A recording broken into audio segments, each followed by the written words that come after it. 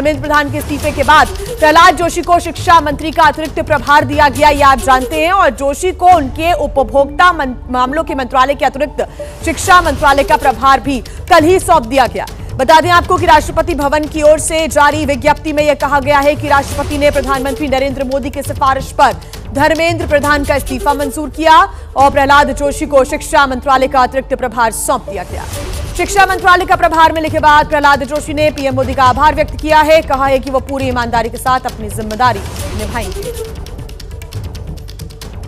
एक नई जिम्मेदारी मेरे ऊपर विश्वास रख के दिया है और जो प्रधानमंत्री जी ने विश्वास रख के इतना बड़ा जिम्मेदारी मेरे ऊपर दिया है उसको मैं पूरा विनम्रता के साथ और पूरा जिम्मेदारी के साथ मैं निभाऊंगा। प्रधानमंत्री जी को धन्यवाद अर्पित करता हूं। देखिए, 1 महीने से ज्यादा प्रदर्शन के बाद सरकार ने सीजेपी और प्रदर्शनकारी छात्रों की मांगें मान ली हैं और शिक्षा मंत्री धर्मेंद्र प्रधान का इस्तीफा भी हो गया है और इसके बाद प्रदर्शनकारी छात्र जश्न मनाते हुए अपने अपने घरों को वापस लौट गए हैं। प्रदर्शनकारियों के लौटते ही जंतर मंतर पर साफ सफाई का जो कार्य है वो शुरू किया गया।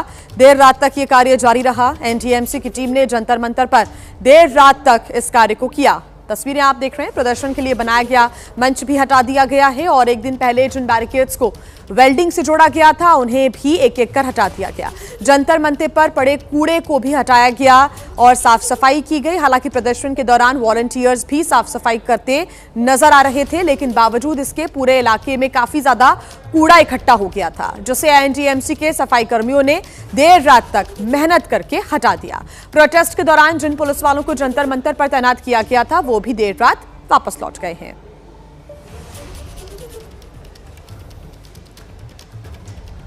लोकसभा में सोमवार को केंद्रीय मंत्री जितेंद्र सिंह पेपर लीक रोकने को लेकर संशोधन विधेयक पेश करेंगे। यह बड़ी जानकारी मिल रही है। बिल पेश होने से पहले सदस्यों को जो जानकारी दी गई है उसके अनुसार परीक्षाओं में पेपर लीक या फिर अनुचित साधनों का इस्तेमाल करने वालों को कम से कम 5 साल और ज्यादा से ज्यादा 10 साल की जेल हो सकती है। संगठित अपराधों के मामले में बिल में कम से कम 7 साल की सजा और 10 करोड़ रुपए तक के जुर्माने का प्रस्ताव है।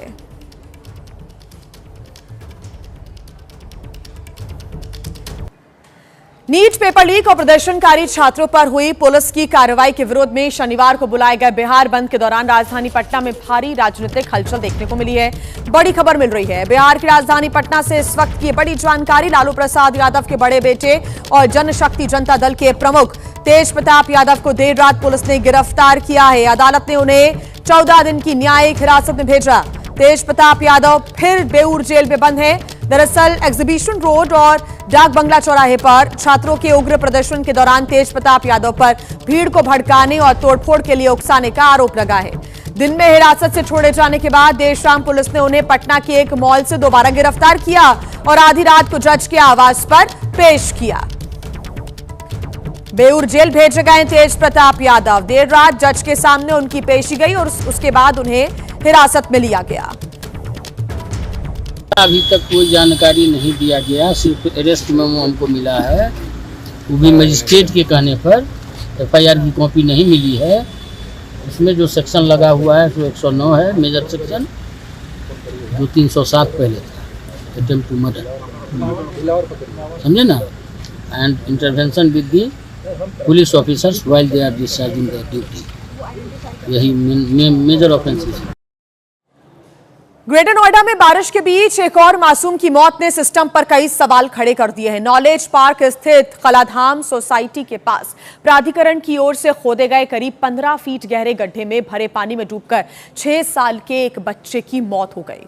आरोप यह है कि गड्ढे के आसपास ना तो कोई बैरिकेडिंग थी, ना कोई चेतावनी बोर्ड, ना कोई साइन बोर्ड यहां पर लगाया गया था। घटना के बाद प्रशासन ने जांच और दोषियों पर कड़ी कार्रवाई का भरोसा जरूर दिया है।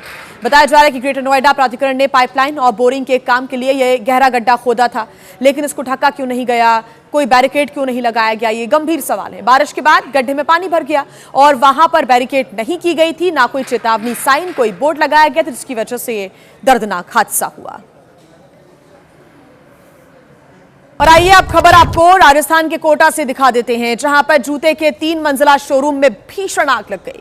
देखते ही देखते आग ने विकराल रूप ले लिया और आग की लपटों ने पूरी 3 मंजिला इमारत को अपने आगोश में ले लिया। इसके बाद वहां हड़कंप मच गया। ये तस्वीरें आप देख रहे हैं, बड़ी भीड़ यहां पर नजर आ रही है। शोरूम की जो ऊपरी मंजिल है उस पर एक परिवार और कई किराएदार भी रहते थे। धुएं और आग के बीच फंसे लोग जान बचाने के लिए मदद की गुहार लगा रहे थे।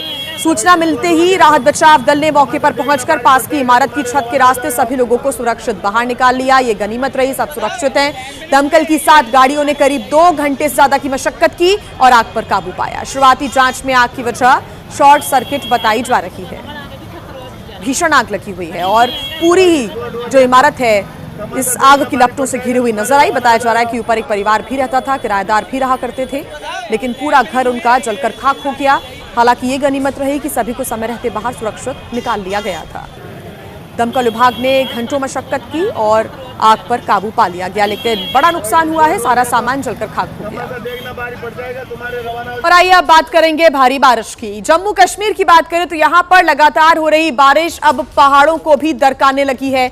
जम्मू के गंगरू इलाके में हुए भीषण भूस्खलन ने जम्मू श्रीनगर नेशनल हाईवे की रफ्तार रोक कर रख दी। तस्वीरें देखिए, पहाड़ से गिरे विशाल पत्थरों और मलबे ने सड़क के साथ साथ हाईवे को दोनों तरफ से बंद कर दिया। राहत एजेंसियां बहाली के काम में जुटी हुई हैं, लेकिन लगातार बारिश एक बड़ी चुनौती इस राहत बचाव काम में भी कहीं ना कहीं चुनौती बन रही है। ये 2 तस्वीरें आपके सामने, एक तरफ प्रयास किया जा रहा है कि इस मलबे को रास्ते से हटाया जा सके ताकि फिर से रास्ते को खोला जा सके, आवाजाही हो सके, लेकिन मौसम लगातार चुनौती दे रहा है। लगातार हो रही भारी बारिश की वजह से लैंडस्लाइड का सिलसिला लगातार जारी है।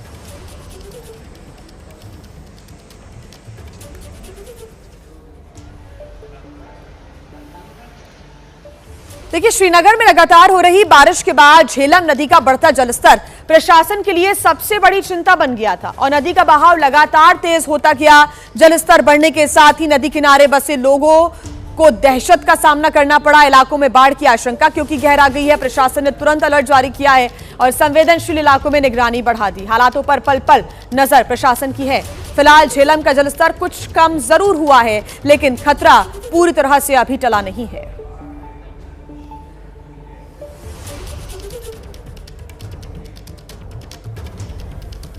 तो जम्मू कश्मीर में लगातार हो रही बारिश के बीच पुंछ जिले में प्रशासन पूरी तरह से अलर्ट मोड पर आ गया है। संभावित बाढ़ के खतरे को देखते हुए जिला प्रशासन ने नदी किनारे बनी बाढ़ सुरक्षा दीवार का निरीक्षण भी किया है। अधिकारियों ने सुरक्षा इंतजामों का जायजा लिया है और संबंधित विभागों को हर स्थिति के लिए तैयार रहने के लिए निर्देशित किया। मौसम विभाग पहले ही कुछ अगले दिनों के लिए भारी बारिश, अचानक बाढ़ और भूस्खलन की जो आशंका है वो जता चुका है और इन्हीं आशंकाओं को देखते हुए प्रशासन ने आपदा प्रबंधन से जुड़े सभी विभागों को अलर्ट रहने के निर्देश दिए हैं। वहीं गुजरात में भी बारिश का प्रकोप लगातार जारी है। एक बार फिर से रफ्तार पर यहां भी ब्रेक लग गया। अहमदाबाद में हुई मूसलाधार बारिश के बाद इंडस्ट्रियल जोन बागोदरा पूरी तरह जलमग्न हो गया है। तस्वीरें आपके सामने, अहमदाबाद राजकोट हाईवे पर कई जगह पानी भरने से गाड़ियां फंस गई, लोग फंस गए। हालात ऐसे बन गए कि पुलिस को रेस्क्यू ऑपरेशन चलाना पड़ा और ट्रैफिक का रूट भी बदलना पड़ा। गुजरात के साथ साथ महाराष्ट्र के भी कुछ ऐसे ही हाल हैं। महाराष्ट्र के नासिक में गोदावरी नदी खतरे के निशान से ऊपर बह रही है। गोदावरी पर बना हुआ एक पुल पानी में समा गया। दूसरी तरफ जो गांव में बाढ़ का पानी है वो भी घुस चुका है और लोग ट्रैक्टरों के सहारे अब सुरक्षित स्थानों पर जा रहे हैं।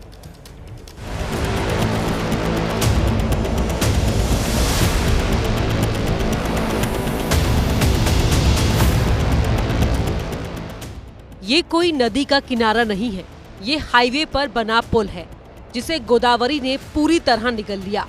महाराष्ट्र के नासिक में लगातार हो रही बारिश के बाद गोदावरी नदी का जलस्तर लगातार बढ़ता जा रहा है।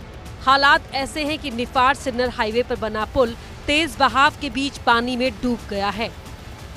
इतना ही नहीं, नासिक से आए एक दूसरे वीडियो में घर, दफ्तर, बाजार, जहां तक नजर जाएगी वहां तक पानी ही पानी दिख रहा है और इस पानी ने लोगों की मुश्किलें बढ़ा दी हैं। ये मुसीबत नासिक के चंदोरी गांव में बरपी है, जहां गोदावरी नदी में आई बाढ़ गांव की गलियों में उतर आई है। पानी इतना ज्यादा है कि खेतों के ट्रैक्टर अब सड़क पर फर्राटा भर रहे हैं।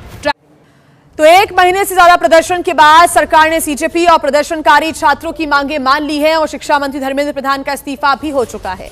इसके बाद प्रदर्शनकारी छात्र जश्न मनाते हुए अपने अपने घरों को वापस लौट गए हैं। प्रदर्शनकारियों के लौटते ही जंतर मंतर पर सफाई का कार्य शुरू किया गया, जो देर रात तक जारी रहा। एनडीएमसी की टीम ने जंतर मंतर पर देर रात तक कार्य किया। प्रदर्शन के लिए बनाया गया मंच भी हटा दिया गया है। तस्वीरें आप देख रहे हैं, एक दिन पहले जिन बैरिकेड्स को वेल्डिंग से जोड़ा गया था उनको भी एक एक कर हटा दिया गया है। ये दो तस्वीरें आपके सामने। जंतर मंतर पर पड़े हुए कूड़े को हटाया जा रहा था। कल देर रात तक ये कार्य चलता रहा। हालांकि प्रदर्शन के दौरान वॉलंटियर्स ने साफ सफाई की, लेकिन बावजूद इसके पूरे इलाके में काफी ज्यादा कचरा कूड़ा इकट्ठा हो गया था, जिसे एनडीएमसी के सफाई कर्मियों ने देर रात तक मेहनत करके हटा दिया। प्रोटेस्ट के दौरान जिन पुलिस वालों को जंतर मंतर पर तैनात किया गया था उनकी भी ड्यूटी हटा दी गई है, उनको भी वापस भेज दिया गया है। देर रात वो भी वापस लौट गए। शिक्षा मंत्री धर्मेंद्र प्रधान का इस्तीफा, सरकार की तरफ से बाकी की मांगों पर सहमति और पिछले 31 दिन से जंतर मंतर पर चल रहा धरना प्रदर्शन अब समाप्त हो गया है। हम आपको तस्वीरें दिखा रहे हैं जंतर मंतर प्रोटेस्ट साइट की, और ये वही जगह है जहां पर इस धरना प्रदर्शन का मुख्य मंच जो है वो सजाया गया था। और इसी मंच पर सोनम वांगचुक ने जो है अपना भूख हड़ताल अपनी शुरू की थी, और यहीं से दिल्ली पुलिस की ओर से उन्हें जो है वो मंच से हटाया गया था और उन्हें अस्पताल में एडमिट कराया गया था। यही वो मंच वाली जगह है जहां पर सीजेपी के फाउंडर अभिजीत दिपके और उनकी बाकी जो लीडरशिप है, सौरभ दास या फिर रंका, वो सब यहीं पर बैठते थे और यहीं से मंच का जो संचालन है वो किया जाता था। यहाँ पर इलाके की जो सफाई का काम है वो यहाँ पर एनडीएमसी की ओर से किया जा रहा है। आप तस्वीरों में देखिए कि जो दीवारों पर जो स्लोगन्स बनाए गए थे यहाँ पर प्रदर्शनकारी छात्रों की ओर से, उन स्लोगन्स की लीपा पोती जो है वो यहाँ पर कर दी गई है। इसके अलावा एनडीएमसी की गाड़ियाँ आप यहाँ पर देख सकते हैं, जो कि कल रात से ही यहाँ पर मौजूद हैं, और इस पूरे इलाके की जो सफाई है वो यहाँ पर चल रही है। कल रात एनडीएमसी चेयरमैन कुलजीत चहल जो है वो खुद यहाँ पर मौके पर मौजूद थे, और जो तमाम अधिकारी हैं वो भी यहाँ पर मौके पर मौजूद थे। और इस पूरे इलाके में जहाँ पर स्लोगनरिंग है, पोस्टर बैनर लगे हुए हैं, उन सबको हटाया जा रहा है। आपको बता दें कि जंतर मंतर के पास संसद मार्ग पर कल ही बैरिकेड्स में वेल्डिंग का काम भी किया गया था। 6 लेयर का सुरक्षा घेरा लगाया गया था। रास्ता तो बंद था ही। अब यहां पर से क्या अपडेट आया है नया, वो भी आपको दिखा देते हैं। पिछले 31 दिनों से जंतर मंतर पर चल रहा धरना प्रदर्शन शिक्षा मंत्री धर्मेंद्र प्रधान के इस्तीफे और सरकार की तरफ से सीजेपी की जो बाकी मांगे थी उनको मान लेने के बाद ख़त्म कर दिया है। और इसके बाद की जो अगली सुबह है, जंतर मंतर के आसपास के इलाके जो है वो उसकी हम तस्वीर आपको दिखा रहे हैं। जो संसद मार्ग है, जहां पर आपको बता दें कि ये जो रास्ता है 20 जुलाई को जब इस प्रदर्शन में हिंसा हुई तो उसके बाद ये जो रास्ता है वो पूरी तरीके से रुक गया था, क्योंकि यहाँ पर प्रदर्शन का एक नया फ्रंट खुल गया था। और ये जो चौराहा आप देख रहे हैं, चूँकि जंतर मंतर प्रोटेस्ट साइट पर कैपेसिटी जो है वो इतनी ज़्यादा नहीं थी और लोग बहुत ज़्यादा इकट्ठे हो गए थे, इस वजह से जो प्रदर्शनकारी हैं वो यहाँ इस चौराहे पर इकट्ठा हो गए थे, जिसके बाद इस रास्ते को जो है जो बंद कर दिया गया था। लेकिन अब चूंकि धरना प्रदर्शन समाप्त हो चुका है, अब यहाँ पर जो ट्रैफिक है बिल्कुल सुचारू रूप से चल रहा है। और साथ ही आपको ये भी बता दें, ये जो सामने वाली सड़क है ये कनॉट प्लेस की तरफ जाती है, और इसके अलावा ये जो आपके राइट साइड में जो सड़क है ये टॉलस्टॉय मार्ग है, जो कि जंतर मंतर प्रोटेस्ट साइट की तरफ जाती है। और इस जगह पर जिस जगह की हम तस्वीरें आपको दिखा रहे हैं ये ऐसे भी महत्वपूर्ण है क्योंकि 20 जुलाई को जब प्रदर्शन हुआ तो यहाँ पर एक नया फ्रंट जो है वो प्रदर्शनकारियों की तरफ से खोल दिया गया था। और यहाँ पर 20 जुलाई के बाद भी जो पत्थरबाजी देखने को मिली और जो हिंसा देखने को मिली, यहाँ पर भी 2 बार जो है वो यह हिंसा देखने को मिली। और कल दोपहर में भी तकरीबन 1:30 बजे के करीब एक बार फिर जो है प्रदर्शनकारियों की तरफ से पुलिस के ऊपर जो है वो पत्थर भी जो है वो चलाए गए। इस वजह से भी यहाँ पर तकरीबन 6 लेयर की बैरिकेडिंग जो है वो इस सड़क पर की गई थी, और तकरीबन 5 से 6 लेयर की बैरिकेडिंग इस सड़क पर की गई थी। और जो सड़क से जो बैरिकेडिंग है उसको नट बोल्ट से जो है वो बाकायदा पूरा जो है वो पैक कर दिया गया था। लेकिन अब चूंकि धरना प्रदर्शन समाप्त हो चुका है तो इसके बाद अब इस पूरे इलाके को, जो कि एक बेहद महत्वपूर्ण चौराहा है, संसद की तरफ जाने का ये रास्ता है, और अब धरना प्रदर्शन खत्म होने के बाद अब इस पूरे रास्ते को खोल दिया गया है। यानी कि अब जो जंतर मंतर के आसपास का इलाका है वो वापस से सामान्य की ओर जाता हुआ दिख रहा है। धर्मेंद्र प्रधान के इस्तीफे के बाद प्रहलाद जोशी को शिक्षा मंत्री का अतिरिक्त प्रभार दिया गया है। जोशी को उनके उपभोक्ता मामलों के मंत्रालय के अतिरिक्त शिक्षा मंत्रालय का प्रभार भी सौंपा गया है। राष्ट्रपति भवन की ओर से जारी विज्ञप्ति में कहा गया है कि राष्ट्रपति ने प्रधानमंत्री नरेंद्र मोदी की सिफारिश पर धर्मेंद्र प्रधान का इस्तीफा मंजूर किया और प्रहलाद जोशी को शिक्षा मंत्रालय का अतिरिक्त प्रभार सौंपा गया। शिक्षा मंत्रालय का प्रभार मिलने के बाद प्रहलाद जोशी ने पीएम मोदी का आभार व्यक्त किया है और कहा है कि वो पूरी ईमानदारी के साथ अपनी जिम्मेदारी निभाएंगे।